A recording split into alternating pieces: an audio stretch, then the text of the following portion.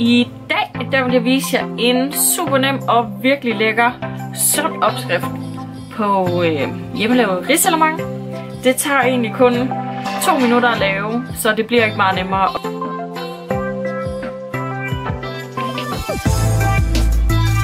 Det er 1% fedt.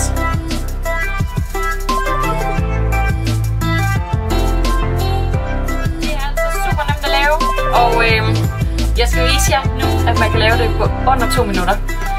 Og jeg tager skyr med vanilje. 150 gram.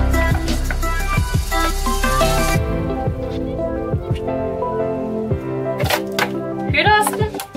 Og ja, den her. Og der tager jeg også 150 gram.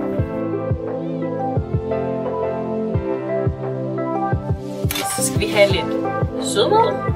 Og det er altså ikke en bestemt sødmiddel, jeg bruger. Den her, den kan være i lidt, men det kan købes i mange forskellige butikker. Et lille squeeze. Efter så tager jeg den her. Lidt vanilje. Og cirka et squeeze. Cirka en halv teaspoon til hver. Jeg skal som sagt altid smage til. Så tager vi vores hakkede mandler. Og sådan. Det var alt, hvad vi skulle bruge. Nu er det hele kommet i skålen her. Og så skal det altså bare røres rundt. Så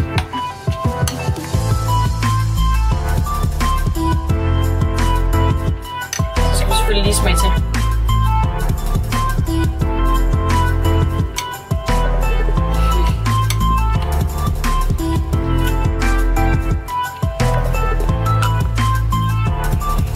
Prøv den. Den er virkelig nem og smager sindssygt lækkert. Og så er det desuden også en, som du kan spise med super god samvittighed. Den er lav på kalorieindhold. Der er sund fedt deri. Der er ikke ret mange kulhydrater. Og så er der selvfølgelig også masser af proteiner i. Og så er den super nem at lave. Tak fordi I så med.